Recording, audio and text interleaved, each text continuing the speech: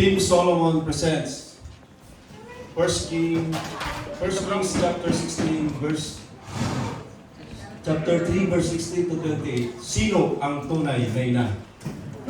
Sa palasyo, nakaupo si King Solomon parang pagod na pagod sa trabaho. Ano na naman kaya ang case for today? Ano ba yan? Ang init-init. Ano nakablanket?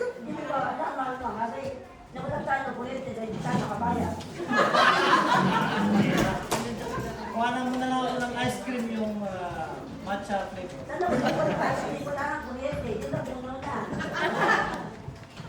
Init-init. Sige, magkape na lang ako. Wise na, wise. Pasok! Next case, please. Ano ba? No! Bakit siya? Anak ko siya! Anak ko siya!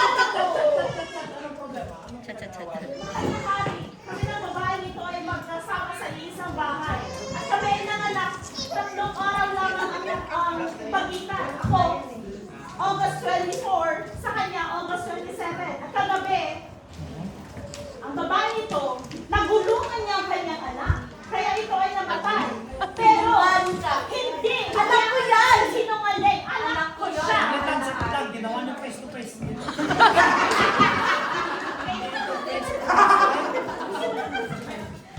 Okay. Babae, bakit sinagaw mo na yung kanyang anak? Anong kuwento? Mahal, tignan mo. Bakit labas ng bata?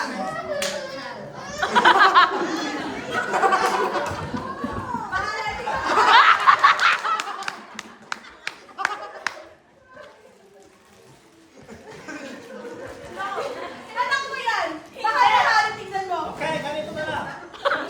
Para wag na kayong mag-away. See? Kamukha akin siya. Kamukha ko siya.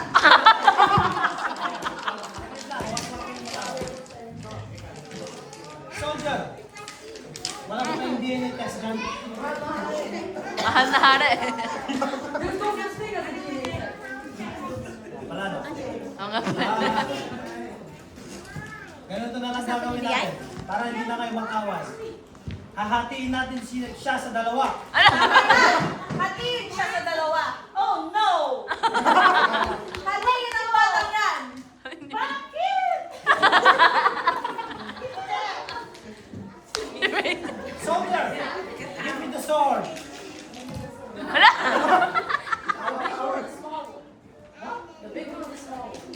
Hold on. Give me the small one. Thank you. Akala ko yun. Hatiin ang batang yan. Kung wala akong anak, wala ka ding anak. Huwag po!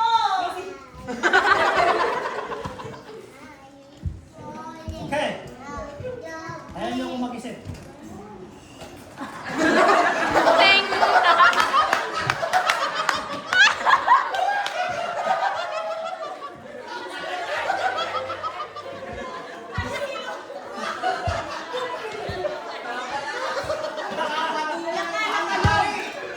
Nakalog. Aha!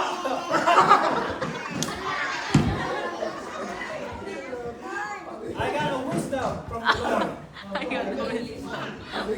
Sorry, Out na ang bata. Bakit po? Out na sa dalawa para mag-behog. Litsong kawali. Ano? Hatiin yan! Yak po! Okay. Ngayon napatunayan ko, ang tunay na ina ay ang ayaw bahati ang kanyang anak. Kung ikaw ay gusto, Anak ko yan! shoulder. Shoulder.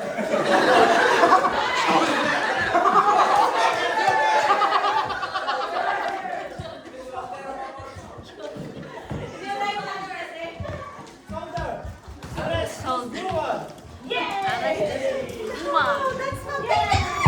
At doon namangha ang buong kaharian sa wisdom ni King Solomon. At nailigtas ang bata at hindi naging litsong kawali.